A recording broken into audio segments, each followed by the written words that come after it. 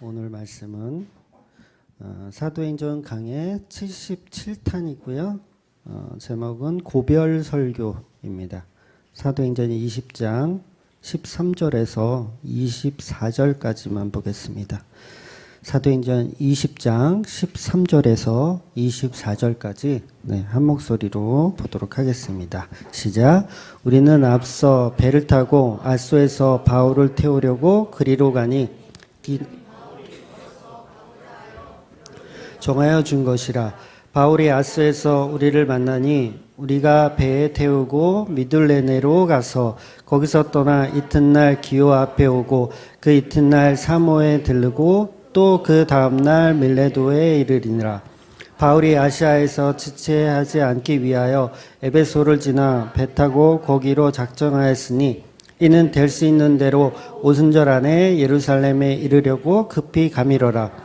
바울이 밀레도에서 사람을 에베소에 보내어 교회의 장로들을 청하니 오매 그들에게 말하되 아시아에 들어온 첫날부터 지금까지 내가 항상 여러분 가운데서 어떻게 행하였는지를 여러분도 아는 바니 곧 모든 겸손과 눈물이며 유대인의 관계로 말미암아 당한 시험을 참고 주를 섬긴 것과 간 것은 무엇이든지 공중 앞에서 각 집에서나 꺼리낌이 없이 여러분에게 전하여 가르치고 유대인과 헬라인들에게 하나님께 대한 회개와 우리 주 예수 그리스도께 대한 믿음을 증언하는 것이라. 보라, 이제 나는 성령에 매어 예루살렘으로 가는데 거기서 무슨 일을 당할지 알지 못하노라. 오직 성령이 각 성에서 내게 증언하여 결박과 환난이 나를 기다린다 하시나 내가 달려갈 길과 주 예수께 받은 사명 곧 하나님의 은혜의 복음을 증언하는 일을 마치려 하면은 나의 생명조차 조금도 귀한 것으로 여기지 아니하노라. 아멘. 지난주에 유두고라는 청년이 바울의 설교를 듣다가 3층에서 떨어져 죽습니다. 이런 말씀이 성경에 기록되어 있는 이유는 교회에서 예배 드리다가 졸지 말라는 얘기가 아니고 유두고는 청년이기 때문에 어른들에게 좋은 자리를 아마 다 이렇게 양보를 해주고 자기는 위험한 창가에 아마 걸터 앉은 것 같아요. 그래서 유두고가 건방져서 이렇게 걸터 앉은 게 아니라 좋은 자리를 양보해 준 것으로 저는 그렇게 보입니다. 교회는 이렇게 그러나 자기 의지가 없다라는 거죠. 이렇게 자기 의지가 없이 말씀을 들어도 다 우리는 피곤하여 그냥 못 알아듣는 상태라는 거죠. 그런데 예수님의 의지로 생명을 주셔서 말씀을 듣게 해 주시는 거예요. 그래서 구원은 항상 어떤 말씀을 듣고 나서 구원을 받는 게 아니고요. 이미 생명이 정해져 있어요.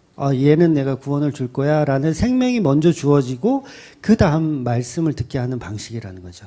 근데 우리가 말씀을 듣고 나서 생명을 이렇게 주어진다라고 생각하지만 그렇지 않습니다. 먼저 정해진 사람에게 하나님께서 생명을 주시고 그 생명 안에 귀한 복음의 말씀들을 이렇게 주시는 개념이 바른 방식이라는 거죠. 그래서 우리는 전부 유두고처럼 못 알아듣는 상태에 있었음에도 불구하고 생명을 주시고 그 생명으로 또한 복음의 씨앗을 심게 하여 주신다는 거죠. 그래서 유두고라는 이름의 뜻이 뭐냐면 좋은 말로 하면 행운이란 뜻이에요. 행운. 그러니까 우리 성도들은 어떻게 보면 다 뭐예요? 행운아들인 거예요. 행운아들. 뭐 한 게 없는데 그냥 재수가 좋은 거죠. 그러니까 나쁜 말로 하면 이걸 또 유두고란 단어를 조금 안 좋게 얘기하면 다행이란 단어로 또 이해할 수 있거든요. 다행. 그러니까 행운이나 다행이나 동일한 건 뭐냐면 있을 수 없는 일이 일어난 거예요. 있을 수 없는 일. 죽어 마땅한 자에게 생명이 일어나는 일. 그러니까 우리 쪽에서 보면 행운이라고 표현하는 거죠. 그래서 제가 해파리에 이제 쏘였다고 지난주에 말씀드렸잖아요. 저희 아내가 저에게 참 다행이다. 당신이 쏘여서 참 다행이다. 근데 제가 보는 입장에서는 다행 정도가 아니라 이건 행운이다. 라고 표현할 수 있는 거죠. 그래서 사실 어떤 느낌적인 게 조금 다를 뿐이지 행운이나 다행은 본질은 사실 똑같은 거죠. 있을 수 없는 일이 일어나는 것. 그래서 구원이 없어야 할 자에게 구원이 일어나는 것, 이것을 행운이라고 말하고 요걸 유두고라고 표현한다는 거죠. 그러니까 저와 여러분이 다 유두고인 거죠. 죽어 마땅한 자. 3층에서 떨어져서 죽어 마땅한 자. 등불이 켜져 있는 그 3층. 그러니까 천국을 사실 표현한 거예요. 천국에서 지옥으로 떨어지는 존재. 이걸 표현한 거죠. 그래서 등불은 생명을 상징하거든요. 출애굽기에서도요. 이 등불을 꺼트리면 큰일 나요. 자자손손 이 등불을 어떻게든 꺼지지 않게 해야 돼요. 그 등불이 켜져 있는 3층에서 떨어져 죽는 게 바로 저와 여러분이라는 거죠. 그래서 교회는 세상 사람들보다 더 불행한 자리에 있는 것처럼 보일 수가 있어요. 위험한 창가에 앉아 있는 모습인 거죠. 근데 이것이 또한 역설인데 가장 불행한 자리에 있는 청년의 죽음과 그 죽음에서 새 생명이 만들어지는 것, 이 모습을 관찰한 많은 성도들이 전부 위로를 받았다고 성경이 표현하고 있어요. 위로를 받았다. 죽었다 살아난 자. 그러니까 산상수훈에 보면 애통하는 자는 복이 있나니 그들이 위로를 받을 것이요. 이런 말씀이 있잖아요. 그러니까 애통하는 자는 교회를 얘기하는 겁니다. 교회. 유두고를 얘기하는 거고 그 유두고를 목격한 모든 성도들을 얘기하는 거죠. 그러니까 애통하는 자. 그 죽음을 보면서 애통하는 자에게 위로가 있는 거예요. 그 위로는 뭐냐면 생명이라는 거죠. 생명이 다시 만들어지는 것.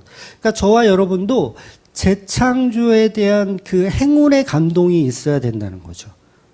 물론 죽음도 봐야 하지만 그 죽음을 통해서 이루어지는 그 새 생명의 탄생을 통해서 우리가 위로를 받더라는 거죠. 그래서 오늘 본문은 바울이 에베소 장로들을 따로 불러요. 그러니까 에베소 교회에 가서 예배 드리는 게 아니라 그 장로들만 따로 부릅니다. 따로 불러서 이제 고별 설교를 하는 내용이에요. 바울이 이제 마지막 설교를 하는 내용입니다. 그 내용이 이제 35절까지 쭉 계속 있는데 우리가 이제 반 정도만 오늘 본문으로 읽었습니다. 그래서 전체의 내용을 얼추 보면 바울이 전부 이 십자가에 대한 다행을 이야기하고 십자가에 대한 행운을 이야기하는 게 주 목적이라는 거예요. 그래서 유두고의 죽음은 사실 오늘 이 설교, 바울이 하는 이 설교를 하기 위한 하나의 서론인 거죠. 그러니까 유두고가 왜 죽었는지 굳이 기록할 필요가 없는데 그것을 기록한 이유는 오늘 설교에 대한 서론적인 어떤 밑바탕을 깔기 위해서 유두고 사건이 성경 안에 등장을 하는 거예요. 그러니까 사실 오늘 설교가 사실 이제 본격적인 이제 본질에 대한 이야기를 접근하는 거죠. 그렇게 죽어 마땅한 사람들이 곧 교회이고 유두고인데 그런 너희들에게 예수님이 바울의 입을 통해서 지금 생명을 다시 말씀하고 있는 것입니다. 그러니까 교회는 하늘에서 버림받은 자, 등불이 환하게 켜진 3층에서 떨어진 자로 등장하여 말씀도 못 알아듣고 잠이나 자는 자였는데 다시 말씀을 듣게 하기 위하여 생명을 주시더라는 거죠. 그래서 이제 그 말씀이 어떤 말씀이냐? 그게 이제 오늘 바울이 이야기하는 설교의 내용이라는 거예요. 그래서 그 행운이 이제 찾아오는데 그 행운이 바로 바울의 부재가 아닌 바울이 있는 그 상태, 예수님이 함께 하시는 그 상태를 얘기하는 거죠. 죽어도 죽지 않는 유두고, 죽어도 죽지 않는 교회, 이런 행운, 이런 다행을 성도들에게 있다는 것을 오늘 바울이 설교를 통해서 이야기하고 있는 겁니다. 저와 여러분이 교회라면 죽어도 죽지가 않더라는 거죠. 반드시 예수님 곁으로 가게 되더라는 거예요. 그런 의미에서 유두고의 죽음은 행운이라는 것입니다. 유두고가 죽지 않으면 우리는 사실 유두고를 이름조차 몰라요. 근데 이름을 다 알잖아요. 유두고란 이름. 그가 죽었기 때문이에요. 그가 죽었기 때문에 우리가 그 이름을 알더라는 거죠.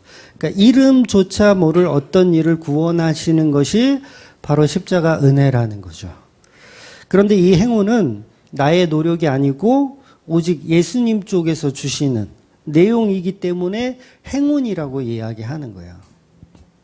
우리는 그냥 죽음을 향해서 갈 뿐인데 죽음에서 그 안으로 그냥 떨어지는 그 자인데 거기에 생명이 부여된다는 거죠. 그걸 예수 믿는다라고 표현하고 그 생명을 다른 말로 하면 은혜 받았다라고 표현을 하는 겁니다. 그러니까 이것이 진짜 은혜라면 내가 만들어가는 나의 행운이 될 수가 없고 나의 다행, 요것을 자랑할 수가 없는 거죠. 나의 행운이나 나의 자랑을 이것을 자랑할 수가 없고 예수님께서 주시는 십자가 은혜만을 자랑할 수밖에 없는 존재가 되는 거죠. 이게 진짜 행운인 거죠. 오직 그 행운을 주신 그 예수님의 십자가만 자랑할 수 있는 사람들이 바로 성도라는 것입니다. 이것이 바로 주님의 몸된 교회, 바른 교회의 모습이라는 거죠. 유두고가 살아나서 살면서 과연 뭘 했을까요? 유두고가 살아나서. 말씀 못 알아듣고 잠이나 자는 자, 그러나 은혜 입은 자, 생명 얻은 자, 그거를 자랑할 거 아니에요. 십자가로 사도된 바울이 전하는 그 예수를 이제 제대로 믿는 사람이 될 거라는 겁니다. 베드로는요, 예수님을 부인했던 자였지만 그 십자가를 제대로 만나고 나서는 이제 더 이상 예수님을 부인할 수가 없는 존재가 되는 거예요. 이제 더 이상 예수님을 부인할 수가 없는 존재가 된다고요. 그런데 십자가를 만난 이후에도 베드로가 매일 십자가를 부인해. 맨날 종 만날 때마다 아니야. 그때 부인한 것처럼 동일하게 계속 부인한다면 그 사람은 성령 받은 사람 아니겠죠. 그러니까 그것은 십자가의 피를 자랑하는 것이 아니라 여전히 성령을 못 만난 것으로 우리는 판단해야 된다는 겁니다. 그래서 그 피, 예수 그리스도의 피가 모든 가치를 덮더라는 거죠. 바울이 그런 설교를 자주 하거든요. 교회 안에 있는 율법주의와 영지주의 때문에 그런 이야기들을 참 많이 해요. 내가 전한 예수님을 헛되게 하지 말라. 또 내가 전한 복음의 말씀들을 헛되게 하지 말라. 그러니까 후회되게 하지 말라. 다시 이전으로 돌아가지 말라. 그 얘기를 사도 바울이 굉장히 많은 서신서 중에 그런 얘기를 해요. 그러니까 왜 전쟁 영화 같은 데 보면 막 퇴각 명령이 떨어졌어요. 그래서 이제 아군들이 이제 소수 남은 사람들이 이제 퇴각을 해야 돼. 퇴각을 해야 되는데 적진에서 수류탄 하나가 이제 날라 들어온 거예요. 그럼 어떻게 되는 거예요? 다 죽는 거죠. 근데 소대장이라는 사람이 그 수류탄을 발견하고 몸을 날려서 그 수류탄을 덮고 죽었어요. 그랬을 때 다른 소대원들은 어떻게 해야 되는 거죠? 어떻게 해야 그 소대장의 죽음이 개죽음이 안 되는 거예요? 빨리 퇴각을 해야 되는 거예요. 그 시체를 부둥켜 안고 울고 있으면 안 되고 빨리 그 시체를 버리고 퇴각을 해야 그 소대장의 죽음이 가치가 있어진다고요. 근데 우리는 여전히 그 십자가 안에 붙들려서 이 십자가가 가리키고 있는 본질을 못 보게 되면 그거는 예수 그리스도의 십자가를 의미 없게 만드는 거예요. 제가 왜 이런 얘기를 드리냐면 어떤 분이 그런 질문을 하신 분이 있어요. 그러니까 베드로가 배신했을 때, 베드로가 예수님 배신했었잖아요. 그랬을 때 그 배신을 해야 구원을 받는다는 식으로 이제 질문을 하신 분이 있더라고요. 근데 여러분, 베드로의 부인은 100% 십자가 이전입니다. 십자가 이전. 십자가를 확인하고 성령 받은 베드로는 더 이상 예수님을 부인할 수 없는 존재가 되는 거예요. 그걸 성령 받았다고 하는 겁니다. 근데 우리가 성령을 받았음에도 불구하고 매일 똑같은 예수님을 부인하고 예수님을 저주하면 그건 성령 받은 게 아닌 거예요. 그건 뭐냐면 바울이 그럴 때 이런 얘기를 하는 거예요. 내가 전한 복음을 다시 옛날 상태로 돌리지 좀 말아라. 이런 얘기를 사도 바울이 수도 없이 하더라는 거죠. 그러니까 매일 예수님을 부인하는 자로 우리가 이렇게 드러나야 되는 건 맞지만 마치 그게 정당한 것처럼 막 그래야지 되는 것처럼 생각하면 안 되더라는 거죠. 우리는 빨리 그 시체가 아닌 예수님의 죽음의 가치를 보아야 한다는 거죠. 그 가치는 우리가 빨리 퇴각을 하는 거예요. 생명을 보존케 하는 거죠. 그런데 그 시체를 붙들고 여전히 죽은 예수를 계속해서 부인하고 있으면 그건 은혜를 아직 모르는 어리석은 행동이라는 겁니다. 여전히 배신자 베드로로만 살아간다는 것은 십자가에 다 이루신 은혜를 모르는 거죠. 여전히 나는 죄인이 좋다고 살아가는 꼴입니다. 그래서 십자가 은혜를 제대로 만난 성도들은 베드로처럼 유두고처럼 어차피 죽었던 인생인데 더 이상 자기 가치를 챙기지 않고 살게 되는 개념이지, 그 죄 가운데 여전히 자기가 부인하는 자로 사는 게 아니라는 거예요. 저와 여러분은 죽을 뻔한 사람이 아니라 죽었던 사람이에요. 예수님을 부인했던 사람이에요. 완전히 부인했던 사람. 예수님을 팔아먹었던 사람이에요. 그러면 예수님을 팔아먹었다는 이게 죄인을 폭로하는 거잖아요. 근데 여전히 예수님 또 팔아야 된다. 예수님 또 부인해야 된다. 라고 얘기하면 그 십자가 이전으로 자꾸 돌아가자는 거예요. 지옥에 갈 뻔한 사람이 아니라 우리는 이미 지옥에 있었던 사람들이라는 거죠.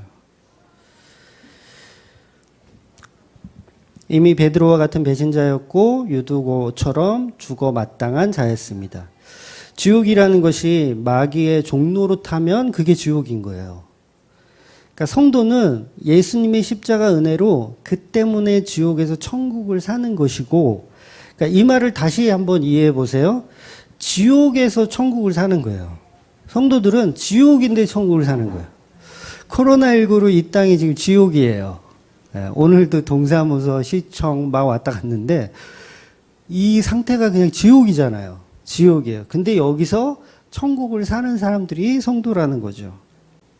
그래서 코로나19로 많은 사람들은 지옥을 살지만 성도들은 천국을 살아내더라는 거죠. 이게 예수님의 피의 가치를 아는 존재들이에요.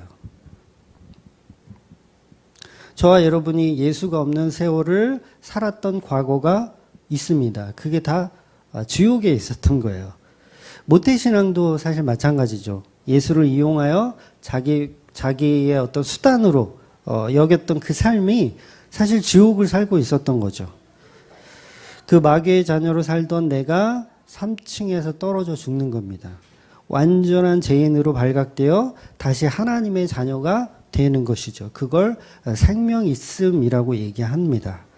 그래서 지난주 제목을 기억하세요. 죽어도 좋아라는 제목이었어요. 죽어도 좋아. 그러니까 베드로처럼 예수님을 배신하던 자였는데 이제는 예수님을 그 십자가를 바르게 알고 나서는 어떻게 돼요? 나는 죽어도 좋아가 되는 거예요. 예수님 또 부인하라는 게 아니라. 그래서 오늘 24절은 이렇게 끝나고 있습니다. 나의 생명조차 조금도 귀한 것으로 여기지 아니하노라. 이게 바울의 고백이에요. 나의 생명조차 조금도 귀한 것으로 여기지 아니하노라. 다르죠? 분명히 우리는 십자가를 제대로 만나고 난 이후에는 나의 생명조차도 귀한 것으로 여기지 않는 자가 되는 게 그게 성도의 모습이 맞는 거예요. 바울이 지금 나는 죽어도 좋다 그 고백을 하고 있더라는 거죠. 근데 제가 만약에 그런 고백을 하잖아요. 그러면 어떤 사람들은 저 사람은 겸손을 가장해서 속인다. 이런 얘기를 하더라는 거예요. 그러니까 바울이 지금 그런 얘기를 많이 들었다는 거예요? 못 들었다는 거예요? 들었으니까 이런 고백을 지금 하는 거예요. 그것도 장로들만 따로 불러서. 그러니까 오늘 이 사도 바울의 설교는요, 굉장히 어렵더라고요. 그래서 제가 원고를 썼다 지웠다 정말 많이 했어요. 그러니까 여태까지 설교하면서 정말 많이 했었던, 지웠다 썼다를 반복했었던. 왜냐하면 이 사도 바울의 이 설교 속에 제 모습이 그대로 있더라고요. 그러니까 이거를 그대로 투영해서 설교하면 또 딴지 거는 사람들이 있을 것 같아서 이게 어떤 게 바른 설교인지 참 많이 고민했었던 한 주간이었던 것 같아요. 그러나 사도 바울이 맞나요? 또 그런 얘기를 한 것 같아요. 내가 너희들을 좋게 하랴? 하나님을 기쁘게 하랴. 오직 나는 사람들을 보지 않고 오직 예수의 종된 자로 그냥 설교한다라는 고백을 했던 것처럼 저한테도 굉장히 은혜가 됐었던 오늘 말씀입니다. 그래서 이 고백은 바울의 고백이 아니고 모든 교회들의 고백이 되어야 한다는 거죠. 그러니까 개인의 고백으로 보면 저 인간은 겸손을 가장해가지고 자기 의를 드러내려 한다. 뭐 이렇게 볼 수도 있겠지만 그렇지 않다라는 거예요. 이건 교회들의 고백이어야 한다는 거죠. 그래서 교회가 아니고 교회를 흉내내는 인간들은 절대 이 말을 이해를 못합니다. 이 말을 이해 못하니까 여전히 십자가 이전의 모습으로만 살아야 한다고 주장하는 거예요. 계속 부인하는 자로, 계속 예수님 팔아먹는 자로 살아야 된다고 이야기하는 거예요. 그래서 결국은 그것도 행위주의자가 되는 거예요. 율법이나 지식으로 둘 다 마찬가지입니다. 율법으로나 지식으로나 자기가 믿었다고 착각하는 거예요. 뭔가를 막 행위를 막 해서 내가 믿었다고 착각해요. 또 내가 뭔가 지식적으로 많이 알아서 나는 이제 복음 많이 안다라고 그래서 그게 마치 믿음인 양 착각하더라는 거죠. 그런데 기독교는 모든 행위가 아니고 그냥 은혜입니다. 은혜. 그래서 십자가 이전은 전부 행위예요. 십자가 이전은 전부 행위입니다. 부인하든 안 하든 전부 행위예요. 근데 은혜는 조건 자체가 부정되는 거예요. 베드로가 선택된 사람이면 베드로가 예수님을 부인하든 아니면 부인하지 않고 목숨 걸고 죽던 그 행위는 A나 B나 상관이 없는 거예요. 생명이 주어진 자에게는. 근데 우리는 거기에 집중한다고요. 그 행위에. 예수님 부인해서 베드로는 그러니까 이건 죄라는 은혜가 들어간 거야. 이런 해석도 사실은 바른 해석은 아닌 거죠. 결국은 행위주의인 거죠. 그러니까 베드로가 부인을 하든 안 하든 상관없이 생명이 주어지는 것, 그걸 은혜라고 한다고요. 근데 사람이 뭘 하고 안 하고를 통해서 은혜가 개입되면 그걸 전부 다 율법주의고 영지주의라고 얘기하는 거예요. 행위 위주의 설교라고 얘기하는 거예요. 제가 왜 이런 얘기를 드리냐면 제가 하는 설교 중에도 이런 모습들이 담겨져 있기 때문에 드리는 말씀이에요. 그런데 그거는 은혜를 설명하기 위한 하나의 도구들일 뿐이지 인간의 행위는 전부 무의미한 거예요. 모든 조건은 부정되는 겁니다. 그러니까 제가 은혜를 설명할 수밖에 없고 은혜를 강조할 수밖에 없는 거죠. 그래서 제 설교는 뭘 해라? 하지 마라? 이게 없어요. 잘 들어보시면 지난 몇 년간의 설교들을 계속 들어보시면 뭘 해야지 된다, 뭘 하지 말아야 된다 이런 얘기가 없어요. 오죽하면 우리 성도님들이 열이 받아가지고 도대체 목사님 설교는 듣고 뭐 적용할 게 하나도 없다 이렇게 얘기하는데 적용할 게 없으면 설교 잘 이해하신 거예요. 정말 잘 이해하지. 근데 뭔가를 막 적용하려고 해. 그럼 벌써 그게 나는 설교를 행위로 이해했다라는 거예요. 이해가 되시죠? 예. 오늘 바울의 설교가 좀 어렵습니다. 그래서 사도 요한처럼 예수님 앞에 그 십자가 앞에 끝까지 지켰던 사람도 구원을 받는 것이고 베드로처럼 부인하고 배신하고 떠난 자도 구원을 받는 거예요. 그러니까 요한의 모습으로 가든 베드로의 모습으로 가든 인간 측에서 하는 건 아무 의미가 없다고요. 그런데 우리는 인간이다 보니까 마치 베드로처럼 행동해야 구원을 받는다고 우리는 또 생각하고 또 요한처럼 행동을 해야 구원을 받는다고 생각합니다. 그런데 모든 행동들은 성경에서 의미 없음을 딱 점을 찍는 거야. 모든 것은 예수 그리스도의 은혜다라는 거죠. 내가 예수님 부인하든 아니면 예수님이 인정하든 상관없다는 거예요. 고민하실 필요가 없어요. 코로나19인데 내가 교회를 가야 예수님이 기뻐하실까? 아니면 집에서 그냥 있어야 예수님이 기뻐하실까? 이런 고민할 수 있잖아요. 어떠한 행동도 의미 없음이에요. 의미 없음. 그래서 은혜는 모든 결정이 부정되는 겁니다. 그러니까 베드로의 배신, 이 결정이 의미가 없다고요. 거기에 우리가 뭔가를 자꾸 투영해서 부각할 필요가 없어요. 베드로처럼 배신해야 은혜가 적용돼서 구원받는 게 아니라는 거죠. 그래서 모든 이단들은 행위로 전부 연결시켜요. 베드로의 행위, 요한의 행위, 사도 바울의 행위, 이런 것들을 계속 본받으라고 하고, 또 어떤 경우는 이렇게 하지 말라고 또 하기도 하고. 그런데 인간이 추구하는 모든 행위들은 사실 의미가 없는 거예요. 배신하면 배신하는 대로 은혜가 개입될 거고요. 배신 안 하면 배신 안 하는 대로 은혜가 개입될 거예요. 그러니까 우리는 그냥 죽은 자죠. 죽은 자. 그 은혜에 대해서 무언가를 할 수 있는 존재가 아닌 거죠. 그러니까 어떤 방향성도 사실은 필요가 없는 것입니다. 그래서 모든 행위를 강조하는 것을 이단이라고만 이야기하는 겁니다.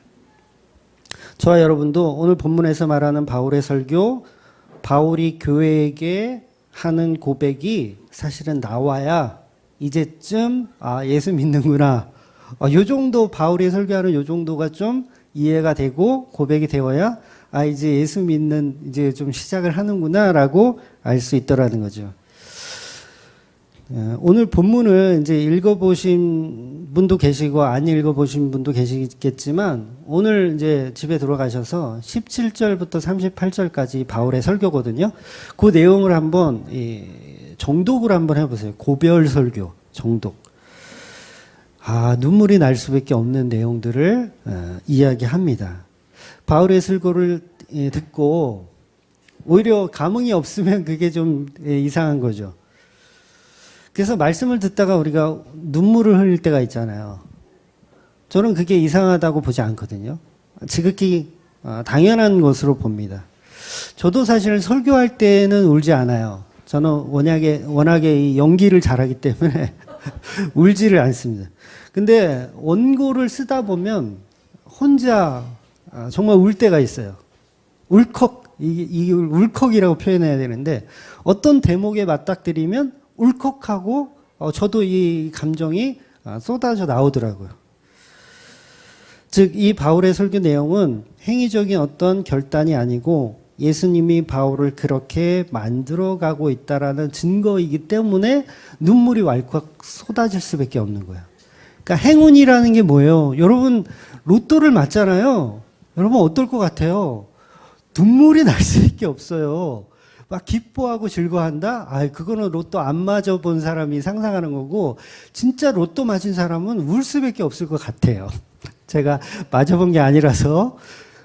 근데 그 감정을 가만히 생각해 보면 내가 그동안 고생했던 거, 정말 이 돈 때문에 받았던 거, 막 이런 서름들이 그 로또 한 장에 다 풀리잖아요. 그럼 기뻐할까요? 저 같으면 눈물이 날 수밖에 없을 것 같아요. 이런 행운이 나에게도 찾아오는구나. 그러니까 설교를 듣고 운다는 것은 하나님의 은혜를 발견했다라는 거죠.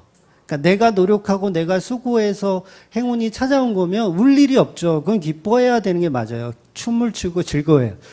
그런데 뜻하지도 않았던 행운이 내게 찾아오면 월컥 눈물이 쏟아지더라는 거죠. 그러니까 예수님께서 그렇게 만들어 가신다는 겁니다.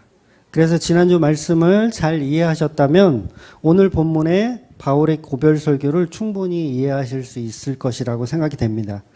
그럼 본격적으로 오늘 본문을 이제 시작을 하겠습니다. 사도 바울이 아소까지 혼자 걸어가요.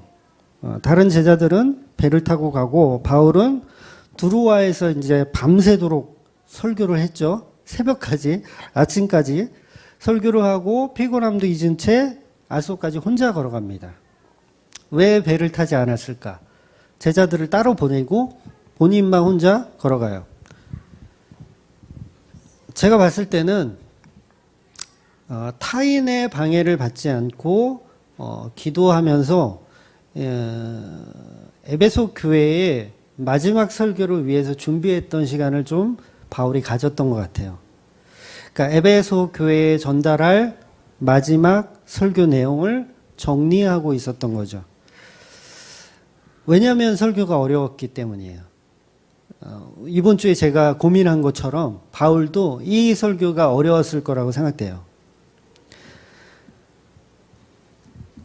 그래서 자칫하면 이 설교 내용을 가지고 이게 또 자기 자랑으로 보여질 수 있거든요. 사도행전 20장의 바울의 설교가 전부 읽어보시면 아시겠지만 바울이 자기가 했었던 일들을 바탕으로 해서 설교하거든요. 그러니까 간증 같은 거, 약간 간증 같은 게 좀 섞여 있어요. 그러니까 이 말이 마치 자기 방어를 하는 것처럼 들릴 수 있거든요. 성도들에게. 그러니까 간증과 가까운 내용을 하기 때문에 오해의 소지가 있기 때문에 바울은 많은 고민을 아마 했었던 것 같아요. 그래서 일반 성도가 아닌 장로들만 따로 불러서 이 설교를 지금 하고 있는 거예요. 그러니까 일반 성도들이 오해할 것 같으니까 장로들만 따로 불러서. 왜 그렇잖아요. 목사가 자기 얘기를 너무 많이 하면 자기 자랑한다고. 저도 그런 얘기를 들어봤어요. 그래서 하는 얘기예요. 그래서 웬만하면 저도 제 얘기를 안 하고 이제 성경에 있는 얘기만 이렇게 하려고 하는데 인간이다 보니까 또 그게 이렇게 전달 능력이 좀 덜한 거는 사실이에요. 내 삶에 있어서 주어진 은혜를 이게 나누고 싶어지는 게 또 사람의 심리잖아요. 그러니까 오늘의 바울의 설교가 약간 그런 뉘앙스가 있더라는 거죠. 그래서 오늘은 사실 바울의 개인적인 간증이라고 보셔도 됩니다. 예수님이 교회에게 주시는 말씀이지만 바울을 통해서 전달하는 그 내용을 보셔야 된다는 거죠. 그래서 오늘 본문은 에베소 교회에 보내는 바울의 유언 같은 설교입니다. 마지막 설교 같은 내용이에요. 그래서 17절부터 35절까지가 에베소 교회 장로들을 초청해서 바울이 설교하는 내용입니다. 이 바울의 이 자기 간증 비슷한 설교를 하는데 근데 이 말씀을 듣고요. 누구 하나도 허투루 듣지 않는 거예요. 은혜와 감동으로 설교를 듣지 바울이 또 자기 자랑한다. 자기 치장한다. 자기 방어한다. 이렇게 설교를 듣는 사람이 한 사람도 없더라는 거죠. 그러니까 비방하고 조롱하지 않고 아멘으로 받아들인다는 거예요. 그리고 37절에 보면 성도들이 다 울며 바울의 목을 안고 입을 맞추는 내용이 나와요. 얼마나 그 설교가 감동적이었고 위로가 되었는지 서로 끌어안고 우는 장면이 나와요. 그러니까 바울의 설교가 보통 설교가 아닌 거예요, 지금. 저와 여러분은 흉내낼 수 없는 어떤 그런 설교죠. 그러니까 성령께서 온전히 임하지 않으면 불가능한 설교를 하고 있다는 거죠. 그래서 이 말은 참으로 진솔한 설교를 바탕으로 사도 바울이 설교하고 있다는 거죠. 특히나 31절에는 지난 3년간 했던 설교들을 기억하라라는 이야기를 할 정도예요. 그럼 이게 왜 이런 얘기를 하냐면 지난 3년간 설교를 했는데 설교를 다른 식으로 해석하고 다른 식으로 이해하는 사람들이 있다라는 거예요. 그러니까 바울이 이런 얘기를 하는 거예요. 지난 3년간 내가 당신들에게 성도님들에게 했던 설교들을 기억하라. 제발 다른 마음을 품지 말아달라. 저는 이 말씀이 개인적으로 굉장히 위로가 됐어요. 제가 하고 싶은 말이거든요. 늘 항상 지난 몇 년 동안 했던 설교가 헛되이 되게 하지 말아달라. 이런 얘기를 하고 싶을 때가 정말 많아요. 왜냐하면 우리 교인들이나 인터넷 성도들도 분명히 제 설교를 몇 년씩 들었다고 하는데 대화를 해보면 이상한 얘기를 할 때가 너무 많이 있어요. 그래서 이분이 도대체 설교를 제대로 들으신 분이 맞나? 라는 생각을 했을 때 그때 어떤 생각이 드냐면 제발 3년치 설교를 다시 처음부터 들으셨으면 좋겠다라고 속으로 생각할 때가 참 많이 있습니다. 그러니까 말씀을 오해하더라는 거죠. 바울이 말합니다. 아시아에 들어온 첫날부터 지금까지 내가 항상 여러분 가운데서 어떻게 행하였는지 여러분도 아는 바니. 그러니까 19절에서 20절을 보면 이렇게 말씀하고 있어요. 곧 모든 겸손과 눈물이며 유대인의 관계로 말미암아 당한 시험을 참고 주를 섬긴 것과 유익한 것은 무엇이든지 공중 앞에서 각 집에서나 꺼리낌 없이 여러분에게 전하여 가르치고. 자기 얘기하죠? 바울이 지금 자기 얘기하는 거예요. 내가 그동안 이렇게 겸손과 눈물로 설교하지 않았냐. 그 얘기를 하는 거예요. 그뿐 아니라 23절에 보면 성령이 각 성에게 내게 증언하여 결박과 환난이 나를 기다린다 하시니 라고 말씀하고 있어요. 바울은요, 자기의 어떤 최후 내가 어떻게 될 거라는 것을 이미 알고 있어요. 결코 좋은 모습으로 이렇게 사람들에게 칭찬받고 존경받는 모습으로 죽지 않고 환난과 핍박으로 죽을 것이라는 것을 바울은 미리 알고 있어요. 바울이 가는 곳마다 막 대박나고 성도들이 칭찬해주고 이게 아니라 가는 곳마다 안 좋은 일, 환난과 고난이 있을 거라는 걸 바울이 알더라는 거죠. 결박당하는 일, 환난이 기다리고 있다는 것을 성령이 말씀하고 있다는 걸 바울이 알고 있어요. 그러니까 가는 곳마다 비방과 조롱이 끊이지 않을 거라는 걸 바울이 알고 있어요. 근데 저도 알고 있어요. 저도 교회를 하면서 계속 비방과 조롱이 끊이지 않을 것이라는 걸 저도 알고 있어요. 여러분도 아셔야 됩니다. 그래서 잘 견디셔야 되는 거예요. 이전에도 그랬고 앞으로도 그럴 거라는 거죠. 그래서 저 역시 바울의 설교가 지난 한 주간 얼마나 위로가 되었는지 모릅니다. 그래서 그러니까 저와 여러분도 오해를 받더라도 이 신앙생활이 당연한 것이기 때문에 그런가 보다 하고 사셔야 돼요. 그런가 보다 하고. 그러니까 바울의 설교가 참 우리 교회에 주는 말씀 같아요. 오늘 본문이. 물론 저와 여러분은 바울처럼 결박당하거나 환난당하지는 않습니다. 물론 코로나19로 조금 박해를 받기는 하죠. 네, 어제부터 또 확진자가 많이 나와가지고 소모임 금지 이렇게 또 시켰더라고요. 벌금 300만 원. 그러니까 이런 일들을 이건 뭐 아무것도 아니죠. 바울의 시대에 비하면 이건 뭐 귀염둥이죠. 그러니까 이것을 뭐 누명이라고 해야 되나요? 누명. 그러니까 바울이 나는 돈을 밝힌 적이 없는데 바울은 돈 같은 걸 밝히지 않았거든요. 돈을 밝힌 적이 없는데 돈이나 밝히는 사람으로 보는 사람이 있어요, 없어요? 있는 거예요. 저와 여러분이 재물 욕심이 없어요. 없는데 재물을 탐하는 자로 보기도 해요. 그렇죠? 나름 저는 사랑이 많다고 생각을 하는데 저 목사는 사랑이 더럽게 없네라고 보기도 해요. 물론 이게 자기 방어입니다, 지금. 자기 방어일 수도 있어요. 그리고 세상 사람들은 코로나19인데 모이지 말라는데 왜 이렇게 모이냐. 신천지하고 뭐가 다르냐. 이웃 사랑하지도 않는 저 모임들은 엉터리다. 라고 얘기하기도 해요. 오해받고 있는 거죠. 우린 정말 이웃을 사랑하는데 이웃을 사랑하는 방식이 세상 사람들과 좀 다른 것뿐이잖아요. 예수님께서 십자가에 달려 죽으면요. 누가 피해를 보죠? 제자들이 다 피해를 봐요. 예수님 따르던 자들도 다 피해를 봐요. 제가 예배를 강행하고 설교를 하잖아요. 그러면 다 피해를 봐요. 그쵸? 다 피해를 봐요. 그럼 안 해야 되는 게 맞느냐? 해야 되는 게 맞느냐? 네. 그거는 여러분이 판단하세요. 근데 예수님은 십자가에 달려 죽으셔야 돼요. 제자들이 피해를 받거나 안 받거나 그 일은 하셨어야 되는 거죠. 그러니까 우리는 어떤 행위를 추구하든 결국은 죄인일 뿐이라는 거죠.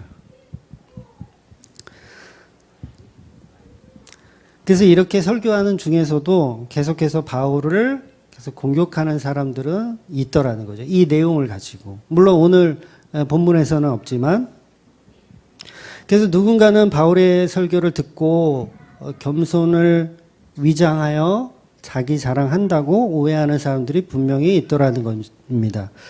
그래서 바울은 지금 자기의 삶을 예를 들어서 십자가의 은혜를 설명하고 있는 거예요. 근데 듣는 사람들이 성령이 없으니까 말씀을 이해 못하고 여전히 바울을 나쁜 사람으로 손가락질 하더라는 거죠. 그래서 장로들만 따로 불러서 설교하고 있는 거예요. 바울은 어쩜 이번 여행이 아시아에서의 마지막일 거라는 것을 이미 알고 있는 겁니다. 그래서 오늘 본문은 바울이 나 억울해요. 나 엄청 억울해요.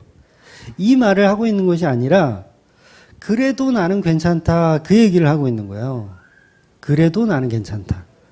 당신들이 나를 비방하고 조롱하고 사도의 가치가 없는 자로 손가락질해도 나는 괜찮다라는 얘기를 하는 거예요. 한마디로 죽어도 좋다라는 거죠. 사람들이 나를 강도로 오해해도 상관없다는 거예요.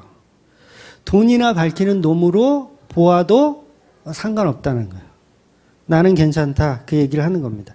그래서 바울이 33절에 보면 무슨 얘기를 하냐면 나는 돈을 탐한 적이 없다고 말해요. 나는 돈을 탐한 적이 없다고. 야, 이거 사도가 이런 말을 굳이 할 필요가 있나요? 목사가 강단에 서서 저는 돈을 밝힌 적이 없습니다. 이런 얘기를 할 필요가 있나요? 사도 바울은 그 얘기를 지금 하고 있어요. 자기 방어로 하고 자기 방어로 치장하는 것 같아요. 아마 성령이 없는 사람들은 100% 그렇게 이해할 거예요. 저거 자기 방어한다고. 자기 치장한다고. 그런데 그렇게 이해하는 사람은 성도가 아닌 거죠. 그럼 여전히 껍데기를 부는 어리석은 행동을 하는 거예요. 내가 아무 은이나 금이나 의복을 탐하지 아니하였고, 바울이 지금 치사하게 자기 변명하는 걸까요? 이것은 바울이 자기를 치장하려고 하는 말이 아니고 그 껍데기에 속지 말라는 말을 하고 있는 거예요. 그 껍데기에 속지 말라. 제가 그동안 그런 설교를 좀 많이 한 것 같아요. 목사의 윤리 도덕은 껍데기일 뿐이니까 중요한 것이 아니고 그 목사가 십자가 복음을 바르게 전하는지가 중요한 것이다. 저는 그런 설교를 꽤 많이 들었던 것 같아요. 그런데 결국 사람들은 껍데기를 보더라고요. 목사가 골프를 치고 다녀요.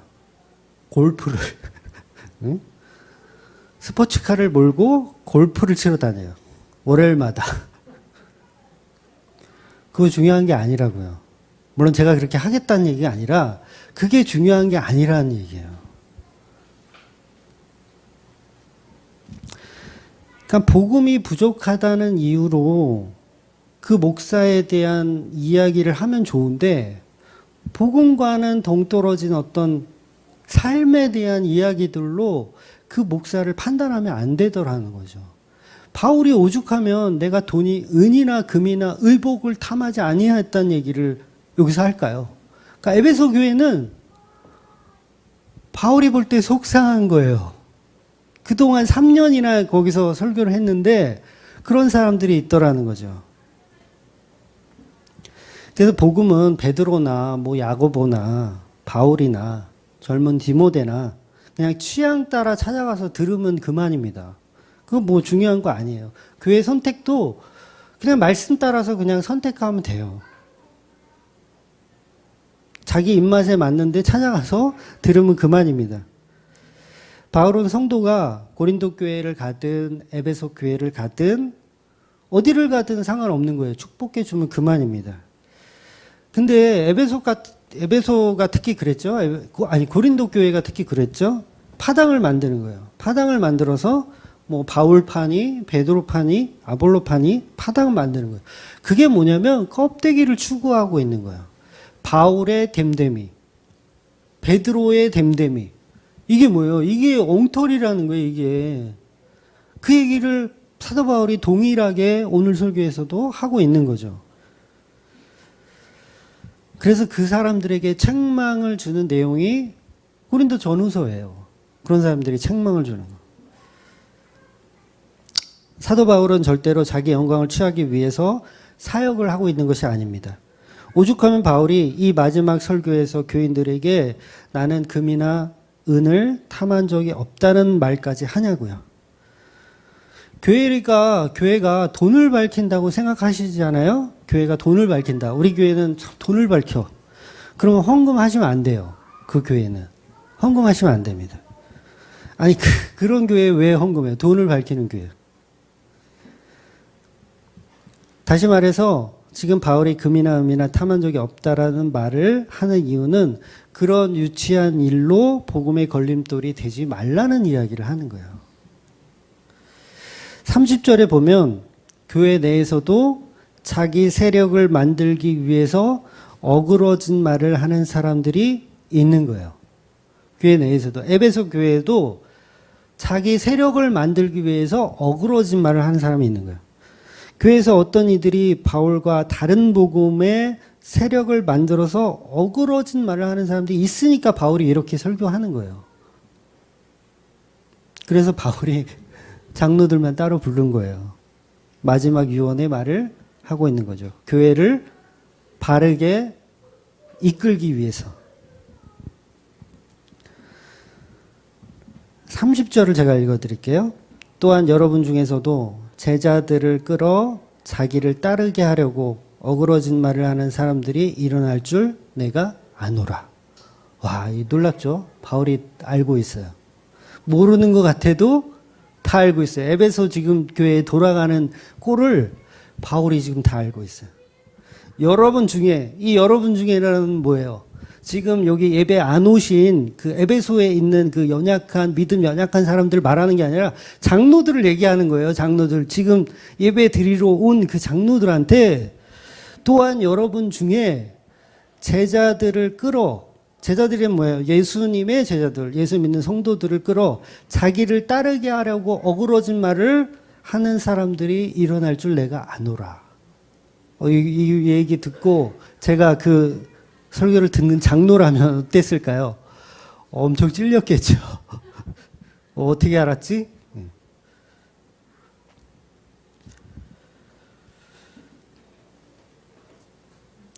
그러니까 저와 여러분 중에서도 성도들을 꼬셔서 어그러진 말로 이단에 꼬이게 하려고 하는 사람들이 있더라는 거죠. 이거는 끊임이 없어요. 교회는 아무리 복음적인 교회도요, 끊이질 않더라고요. 그래서 사도 바울처럼 그래도 설교는 올곧게 해야 되는 겁니다. 그러니까 저도 아직 사실은 교인들 눈치를 보거든요.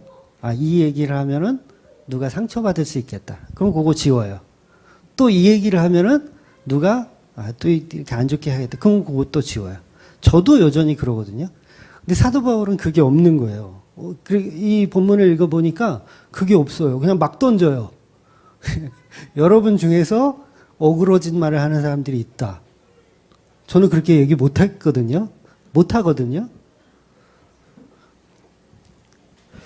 근데 사도 바울은 기독교를 비방하고 조롱하는 자를 향해서 설교를 날리더라는 거죠.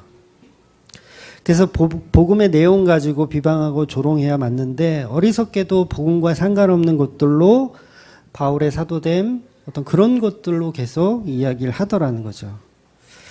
그래서 그런 껍데기를 보지 말라고 하는 겁니다. 이렇게 바울은 자기 이야기를 하는 이유가 바울이 훌륭해서가 아니에요. 내가 훌륭하다, 나 겸손하다 그런 얘기를 하는 게 아니라 예수님 때문에 내가 겸손한 자가 되었다 그 얘기를 하고 있는 거예요. 그러니까 저와 여러분도 예수님 때문에 겸손한 자가 된 거예요. 그러니까 누가 저한테 목사님 참 겸손하세요 얘기하면 제가 겸손한 게 아니라 예수님 때문에 겸손한 자가 된 거예요. 바울은 자신이 전도자의 삶을 통해서 자기에게 돌아올 영광이 없다라는 걸 알아요. 그럼에도 불구하고 겸손한 자가 되더라는 거죠. 바울은 절대 겸손한 사람이 아니었거든요. 굉장히 아주 독한 사람이었어요.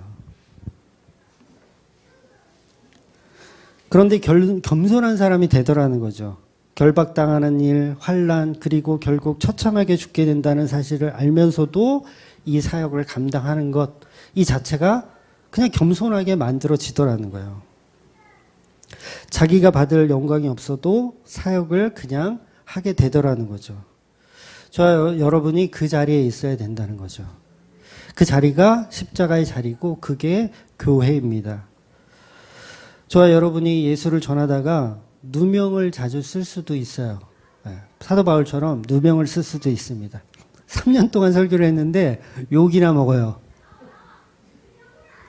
교회 다니는 사람이 더해. 이런 욕 들어보셨죠? 실제로도 들어봤어요. 그래서 교회에서 사역을 한다는 건 그게 목사이든 전도사이든 장로든 집사든 받을 영광 없어요. 우리가 무슨 받을 영광이 있어요. 우리가 당해야 할 일들은 뭐냐면 누명입니다. 결박과 환난, 비난과 조롱. 분명히 세상 사람들은 우리를 강도라고 말할 거예요. 강도가 뭐예요? 칼 들고 돈 뺏는 사람이잖아요. 저를 강도로 본다고요. 세상 사람들이. 우리 전도사님이 이제 비난과 조롱을 이제 더 이제 2배로 받게 되실 겁니다. 별의별 회개한 소리를 다 들으실지도 몰라요. 아니, 듣게 되실 거예요. 진짜 열받으신 일이 있으시면 저를 찾아오셔서 콜라나 한잔 하면서 회포를 풀어야 돼요. 그러니까 하소연도 좀 저한테 하셔도 되고요. 그러니까 사람의 영혼을 담보로 돈이나 탐내는 자로 이렇게 보여질 거예요. 실제로 그렇게 보여질 겁니다. 제가 이런 얘기도 들었거든요. 11조가 없으므로 어그로를 끌어서, 어그로가 뭔지 아세요? 어그로란 말이? 그 왜 이렇게 뭐 관심받게 해서 그런 의미거든요. 요새 애들이 쓰는 말인데 11조로 어그로를 끌어서 교회를 부흥시키려는 목적이다. 그런 얘기를 제가 많이 들었었어요. 요새는 별로 없는데 간간이 있어요. 그리고 어떤 인간은 인간이라고 해야 돼. 어떤 인간은 주만교회는 박리담회를 목적으로 한다. 11조가 액수가 크잖아요. 그러니까 11조는 없대 이렇게 소소하게 많이 거두려고 한다. 푼 돈을 모아서 큰 돈을 노린다. 기가 막힌 해석이죠. 상상도 못했던 해석. 어이가 없지만 그런 욕을 들어야 된다는 거예요. 저만 그런 얘기를 듣는 게 아니라 주만교회 나오는 사람들은 11조가 아까워서 11조 없는 교회만 찾아서 다니는 그런 돈 앞에서 벌벌 떠는 사람들만 모여 있다. 그런 얘기도 여러분이 들으셔야 돼요, 앞으로. 들으신 분도 있을 거예요, 아마. 그러니까 십자가 은혜를 1도 모르니까 요따위 소리를 하는 거예요. 그러니까 저와 여러분은 그런 말에 신경도 쓰지 말아야 된다는 거죠. 그러니까 이게 바울의 모습이거든요, 지금. 에베소 사역을 3년을 했는데 어이없는 소리를 하는 사람들이 있더라는 거예요. 돈이나 밝히는 사람으로. 여러분, 구원은 행위로 받는 것이 아니기 때문에 행위 때문에 비판하고 판단할 필요가 전혀 없습니다. 그 자체가, 행위 가지고 판단하는 자체가 이미 그 사람은 은혜를 모르는 사람인 거예요. 예수 만나기 전에는 돈을 많이 밝혔는데 예수 만나고 나서 좀 덜 밝히는 거. 그냥 그렇게 생각하면 그만이에요. 물론 저라고 뭐 돈 안 밝히겠습니까? 저도 돈 밝혀요. 연말에 지금 월급을 좀 올려달라고 좀 얘기를 할 건데, 돈을 밝혀요. 근데 과거에는 더 심했는데, 목사하고 나서 그나마 좀 덜 하나 보다.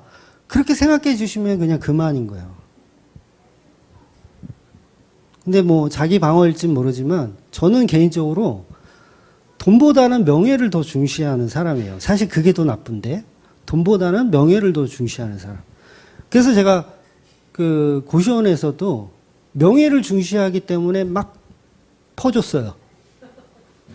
돈은 중요하지 않아. 사람들이 나를 칭찬해주고, 저 사람 최고 괜찮은 사람이야. 막 돈도 내주고 밥도 사주고 방세도 내주고 괜찮은. 저는 그런 명예를 더 중시하는 사람이기 때문에 돈은 사실 오히려 한 3천만 원 까먹었어요. 예? 이게 저희 이런 얘기까지 해야 되나? 저희 교회 집사님인데도 제가 1년 동안 먹여주고 재워주고 다 해드렸어요. 돈보다는 저는 그 명예. 그분이 나를 존경해 주겠지. 이런 명예. 그럼 뭐해? 명예도 돈도 다 잃었죠. 일단 저한테 저 사람은 참 돈 밝힌다 이런 얘기는 사실 저는 납득이 안 가는 거예요. 차라리 명예를 막 욕심이 있다 이런 얘기는 제가 들어줄 만한데. 그래서 어찌 됐든 성도는 예수님이 어떻게 구원시키는지 방식 같은 게 없어요. 그냥 그 생활 됨됨이 아니면 어떤 행위 전혀 의미가 없는 거예요. 그냥 행위들은 하나의 현상으로 그냥 나타나는 것 뿐이에요. 현상으로. 그 행위가 구원을 주는 것이 아닙니다. 사도들이 어떤 행동을 했기 때문에 구원받는 것이 절대 아니에요. 속지 마셔요. 어떤 행동을 해야 구원받는 것으로 계속 얘기하는데 실수한다고 아니면 뭐 자포자기한다고 해서 절대로 뭐 우리가 우쭐하거나 낮아지거나 우울해지거나 할 필요가 없는 거죠. 은혜라는 것은 모든 행동을 다 기각시키는 거예요. 나의 자만도 나의 겸손도 다 기각시켜버려요. 그런데 여전히 사람들은 행위를 운운하더라는 거죠. 그거는 성령 못 받은 사람들이나 하는 행동이에요. 35절에 설교를 마치면서 바울이 성도들에게 이런 얘기까지 해요. 내가 모범을 보여준 것처럼. 저는 그런 설교를 아마 평생 못할 것 같은데 내가 모범을 보여준 것처럼 이걸 어떻게 설교해요 제가. 우리 전도사님이 나와가지고 내가 그동안 교회에서 모범을 보인 것처럼 열심히 여러분들도 하십시오. 그러면 바로 돌 날라올걸요? 무슨 저런 인간이 다 있냐고? 근데 바울이 그렇게 설교하고 있어요. 내가 그동안 모범을 보여준 것처럼 여러분도 약한 자를 돕고 주는 것이 받는 것보다 복되다는 것을 교훈 삼아 이야기하라고 설교해요. 이거 아마 바울을 모셔다가 특강을 이렇게 들었으면 아마 저도 사람 잘못 불렀구나. 사람 잘못 불렀구나. 이렇게 판단했을 거예요. 그러니까 우리는 아직도 예수를 안 믿는 거예요. 나의 인간의 지식과 판단으로 상대를 평가하더라는 거죠. 그런데 모든 평가가 은혜 안에서 무시돼 버리는 거예요. 그래서 이것을 행위적인 설교로 듣지 않는 사람들이 은혜 받은 거예요. 굉장히 어려운 설교예요. 지금 바울이 구제봉사라는 설교를 하는 것이 아닙니다. 내가 모범을 보인 것처럼 구제 열심히 하고 봉사 열심히 하라는 설교를 하는 게 아니에요. 바울은 내가 은혜 받은 산 증인이라는 걸 이야기하고 있는 거예요. 내가 엄청나게 잘 나가던 사람인데 그것 다 버리고 겸손하게 너희들을 섬기고 있지 않느냐? 내가 왜 그러겠어? 내가 은혜 받았기 때문이야. 그 얘기를 설교하고 있다고요. 전부 십자가 때문이야. 십자가 때문이야. 내가 이렇게 헐벗고 굶주려도 복음을 전하는 거야 라고 설교하고 있다고요. 그래서 예루살렘에 가면 나는 곧 죽을지도 몰라. 그래도 후회 없어. 라고 지금 명설교를 하는 거예요. 명설교를. 그러니까 이 설교를 듣고 이게 행위적인 설교라고 비아냥거리는 사람이 한 명도 없는 거예요. 지난주에 제가 펜션에 가니까 펜션에 갔다 왔죠. 벽에 뭐라고 써 있냐면 수건을 가져가지 마세요. 펜션인데 수건을 가져가지 마세요. 라고 쓰여져 있더라고요. 그 문구를 보면서 이제 속으로 이제 빵 터졌어요. 아, 펜션에서 수건을 도둑질하는 사람들이 많구나. 생각했어요. 그냥 이거는 뭐 과거에는 뭐 그럴 수 있어도 2020년인데 좀 아이러니 하더라고요. 옛날에 옛날 70년대, 80년대 목욕탕은요, 그때는 여자 수건을, 지금도 그러나요? 여탕은 배급해주죠? 2개나 3개 이렇게 더 이상 못 쓰게 하죠? 맞나요? 여탕에 안 들어온 지 오래돼가지고. 근데 남탕은요, 예나 지금이나 그냥 자유롭게 하거든요? 쓸 만큼 그냥 아무렇게나 써라. 근데 요새도 그러나? 그럼 이거 안 되는데. 제가 왜 이런 말씀을 드리냐면, 성도에게 나오지 말아야 할 행동이 나오면, 그건 예수를 바르게 믿지 않는 거기 때문에 행위적인 이야기들이 가미돼서 설교가 되는 거예요. 이해가 되세요? 그러니까 이 수건을 훔쳐가는 것은 바른 생활이 아니잖아요. 바른 생활이 아니잖아요. 그런데 그런 행동이 나온다는 건 예수를 바르게 믿지 않는다라는 증거가 될 수 있기 때문에 그 행동에 대한 이유를 가지고 복음을 설명한다고요. 그러니까 서신서를 보면 다 그런 내용들이 있어요. 오늘 이 설교에서도 뭐예요? 작은 자를 우리가 돌보아 준 것처럼 그런 얘기를 하잖아요. 우쭐할 것이 없다. 그냥 섬겨라. 이게 마치 행위적인 것으로 들리지만 행위적인 설교가 아니라고요.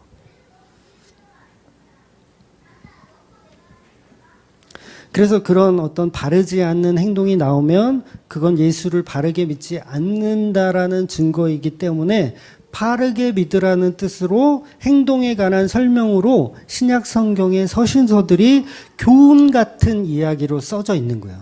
그래서 오늘 본문에도 교훈이란 단어가 들어가잖아요. 그러니까 율법에서 살인하지 말라 그런 말이 있으니까 그 율법에서 살인하지 말라는 건 율법이기 때문에 안 지켜도 된다. 살인하고 다니는 거예요. 막. 이게 되냐고요, 이게. 말이 안 되잖아요. 그럼 예수 안 믿는 거죠. 예수님 분명히 도마에게 보지 않고 믿는 믿음이 복되도다 얘기하셨어요. 믿는 자가 복이 있다고 했지 의심하는 자가 복이 있다고 하지 않았다고요. 그런데 베드로처럼 계속 부인하는 자로 살아라? 이게 맞다? 이게 맞아요? 의심하는 자는 복이 없다고 했는데 안 보고 믿는 자가 복이 있다라고 예수님 말씀하셨는데 어떤 사람들은 계속해서 베드로처럼 부인하는 자로 배신하는 자로 살아야 된대요. 결국 행위주의자들의 말장난일 뿐입니다. 복음을 찾아가는 방식이 잘못됐어요. 예수를 바르게 믿으면요, 살인할 수가 없어요. 예수를 바르게 믿으면 내 이웃을 사랑할 수밖에 없다고요. 네. 물론 방식이 다른 거긴 하지만 사랑할 수밖에 없게 돼요. 그게 복음이고 그걸 지금 바울이 설명하고 있는 거예요.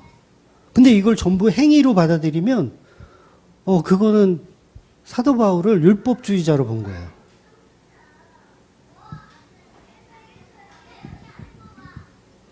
그러니까 사도 바울의 설교를 율법주의자들이 들으면 사도 바울은 영지주의가 되는 거예요.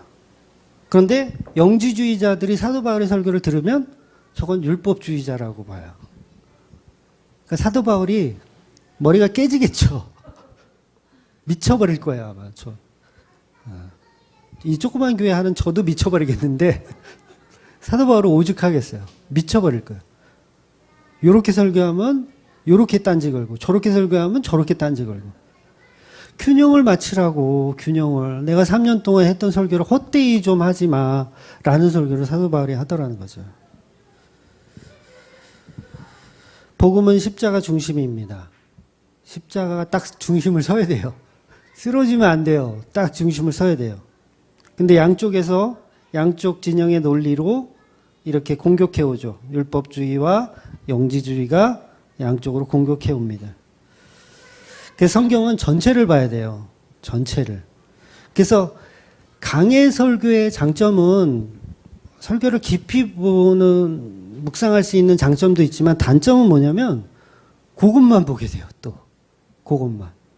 그래서 설교는 가급적이면 제가 오후 설교를 계속 하려는 이유가 뭐냐면 이렇게 출애굽기도 구약도 보면서 신약을 같이 봐야 되거든요. 한쪽으로만 계속 보면 이게 율법주의로 가는 또 영지주의로만 가요. 계속. 그러니까 복음서하고 복음서는 십자가 이전이잖아요. 십자가 이전이 이것도 사실 구약이에요. 구약. 그리고 십자가 이후가 신약입니다. 그러니까 신약 그러면 사도행전이 사실은 신약의 시작이라고 봐야 돼요. 그래서 사도행전이 이게 중심이 안 잡히면 율법주의로 갈 수가 있거든요. 그러니까 마태복음, 뭐 요한복음, 뭐 이거는 전부 십자가 이전이에요. 거기에 집중하면 이것도 잘못 갈 수 있는 거예요. 그래서 복음은 균형이 중요합니다. 그래서 가급적이면 성경을 골고루 보셔야 돼요. 골고루. 그러니까 출애굽기도 이제 잘 챙겨서 들으셔야 돼요. 그래서 복음서와 율법서와 이제 서신서들을 골고루 볼 수 있어야 합니다. 그래서 균형인데, 균형은 십자가이기 때문에 균형입니다. 근데 복음서만 주구장창 보면 그게 또 문제가 돼요. 보통 이제 복음서들을 많이 이제 집중해서 보는데 복음서는 대부분 십자가 이전을 다루기 때문에 반드시 십자가 이후의 말씀도 보아야 합니다. 안 그러면 영지주의적으로 빠질 수가 있어요. 또 구약이나 서신서만 보면 또 율법주의로 빠질 수가 있어요. 제가 지금 다시 정리를 해드린 거예요. 그러니까 복음서를 봐야 율법주의에서 이렇게 나올 수가 있고요. 그래서 나는 율법주의적인 것 같다. 본인이 판단할 때 나는 좀 율법주의적인 성향이 있는 것 같다 하시는 분들은 복음서 위주로 보셔야 돼요. 이해가 되시죠? 그러니까 나는 좀 영지주의 쪽인 것 같아 라고 생각하는 분들은 서신서 위주로 보셔야 돼요. 극처방. 약은 약사에게, 진료는 의사에게, 별표 땡땡. 그러니까 66권이요. 독자들이 따로 있거든요. 66권이 독자가 없는 것 같아도 독자들이 있어요. 예를 들어 마태복음은 유대인을 향해서 쓴 책이고 요한복음은 이방인들을 향해서 쓴 책이에요. 독자들이 있어요. 그래서 내용은 사실 똑같지만 전개 방식이 조금씩 다르기 때문에 서로 그 다름을 강조하는 부분들이 있기 때문에 그렇게 성경을 이해하시면 좀 도움이 되실 겁니다.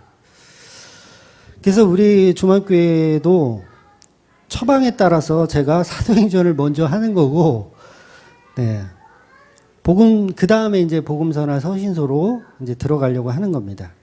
근데 이게 또 달라질 수가 있겠죠. 하다 보면. 그래서 십자가 이전으로 돌아가서 이제까지 했던 설교들을 헛되이 만드는 분들이 계시더라고요. 십자가 이전은 구약이라는 것을 기억하셔야 됩니다. 우리는 베드로처럼 계속 부인하는 사람이 아니라 이제 성령 받고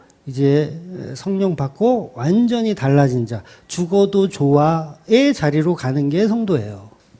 근데 여전히 구약 안에 머물러 있으면 안 되는 거죠.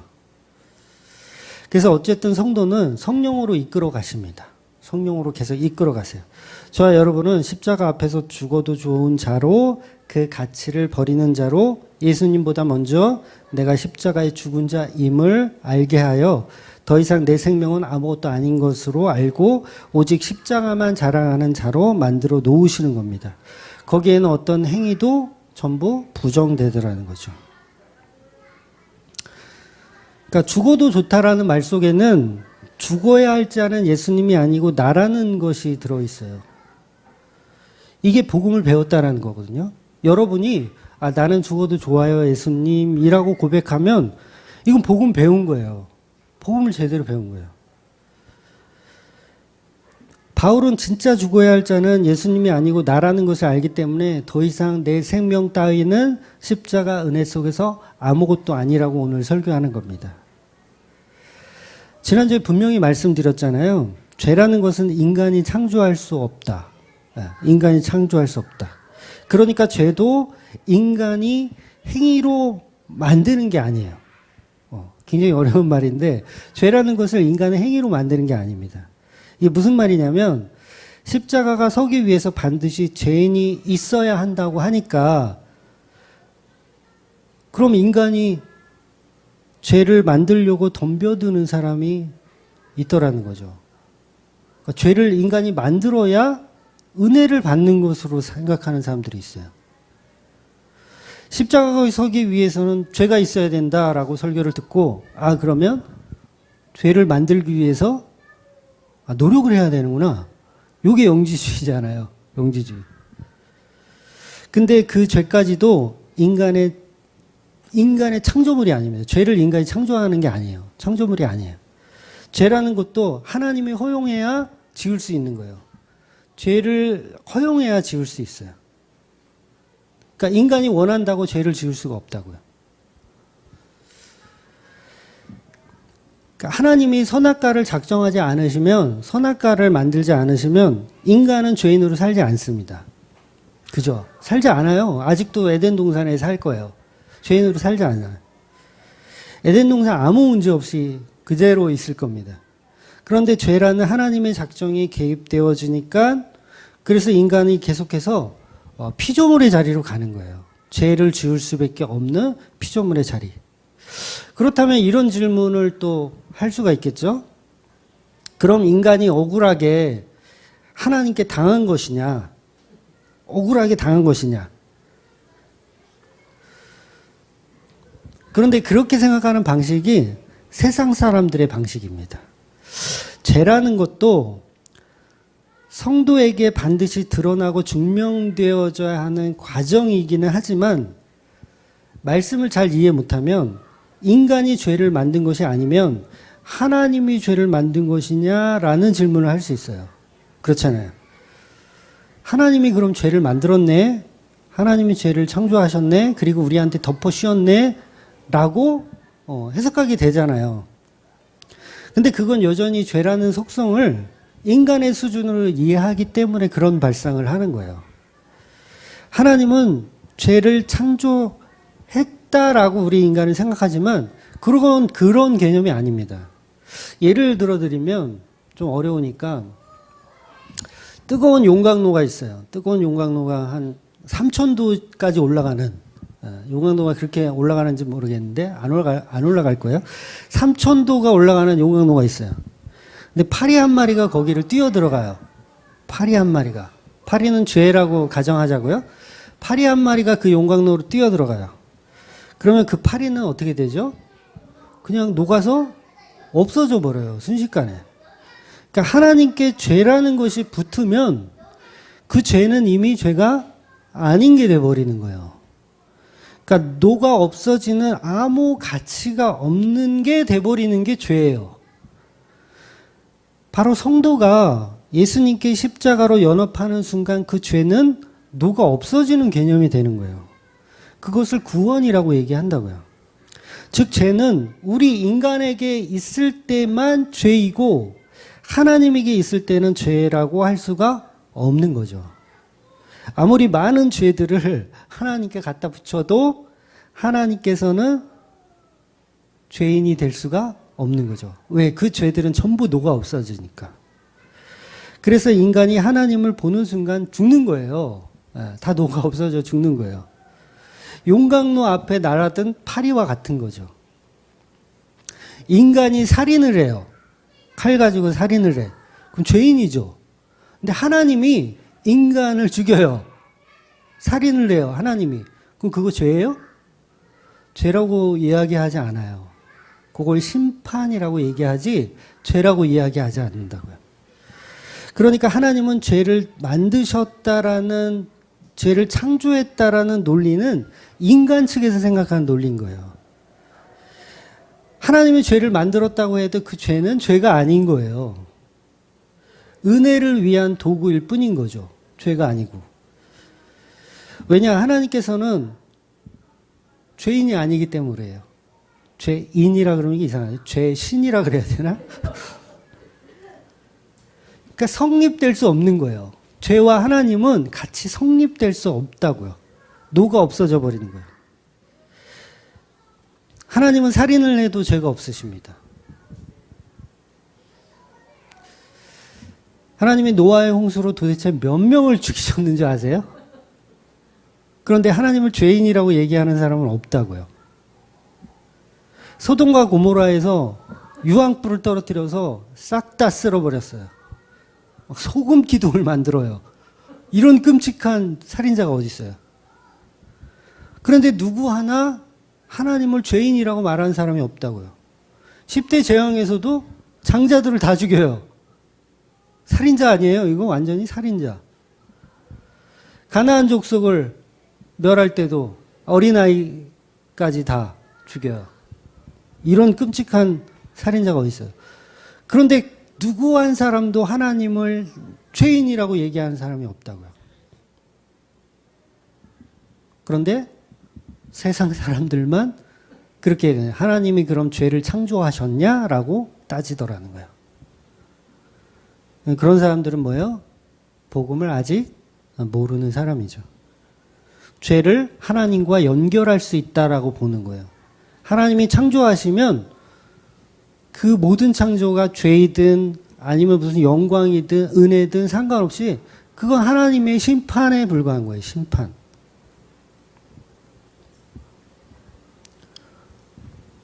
그러니까 주인이 죄 것을 만드는데 모든 것은 죄가 될 수가 없는 거죠. 하나님이 태어날 때부터 장애인으로 태어나게 했으면 그건 하나님 죄가 있는 게 아니에요. 그건 피조물인 거예요, 그냥. 그러니까 하나님이 죄가 있다라고 인간들은 하나님께 죄를 덮어 씌웁니다. 그런데 그 죄는 하나님께 적용이 될 수가 없는 거죠. 그저 죄까지도 은혜의 도구일 뿐입니다. 선악과는 죄를 창조하신 것이 아니고 은혜의 도구로 십자가를 만드신 과정이더라는 거죠. 그 십자가는 우리 인간의 눈에는 죄이지만 우리는 이 십자가를 보면서 나의 죄와 죄 없으신 예수님을 기억해야 하는 것이고, 하나님의 마음에서 십자가는 아들을 죽기까지 그 아들을 세상에 보내셔서 사랑하는 도구로 삼으시는 거예요. 그래서 우리가 잘 아는 요한복음 3장 16절 말씀이 하나님이 세상을 이처럼 사랑하사 독생자를 주셨으니 이는 그를 믿는 자마다 멸망하지 않고 영생을 얻게 하려 하심이라. 이 말씀 하나로 하나님이 그 아들 예수를 얼마나 사랑하시는지 전부 알 수 있는 거예요. 이 말씀의 본질은 예수께서 십자가로 영광을 받으신다는 목적이 고스란히 들어있거든요. 그래서 인간의 죄는 예수 그리스도의 영광을 위한 도구들로 그냥 사용되어질 뿐이라는 거죠. 그래서 예수님이 구원하는 세상을 만들어 주신 거예요. 하나님이 이 세상을 창조한 이유는 예수께서 이 땅을 구원하는 존재로 만들기 위해서 창조하신 거예요. 그러니까 이 말씀을 제대로 이해하면 바울처럼 사라지더라는 거죠. 저와 여러분이. 내 목숨을 더 이상 소중히 여기지 않는 거예요. 나는 십자가에 죽은 죄인일 뿐이라고 이야기하고 그 예수님의 영광을 위해서 나의 것을 여기지 않는 것이죠. 심지어는 생명까지도 내 것을 내 것이라 여기지 않는 것. 이게 바로 교회의 모습이고 신부된 교회의 본질입니다. 그래서 하나님은 죄를 창조하신 것이 아니고 심판의 능력으로 예수 그리스도의 주되심을 높여드리기 위해서 우리 인간들을 창조하셨다라는 거죠. 그래서 하나님이 선악과를 만드셨다는 것은 죄를 창조하신 것이 아니고 심판의 능력이 있으신 분으로 선포되어진 거예요.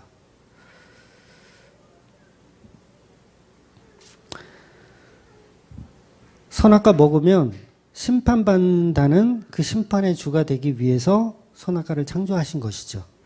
근데 복음 모르는 사람들은 하나님이 죄를 창조했다라고 비아냥거려요. 그 질문 자체가 잘못된 것이죠. 그래서 저와 여러분은 21절에서 바울이 말하고 있는 유대인과 헬라인들에게 하나님께 대한 회개와 우리 주 예수 그리스도께 대한 믿음을 증언하는 것이라 라고 말씀하는 것처럼 죄에 대한 회개와 주 예수 그리스도께서 그 십자가 믿음을 믿고 증언하는 자로, 바울은 증언하는 자로 살아내는 거예요.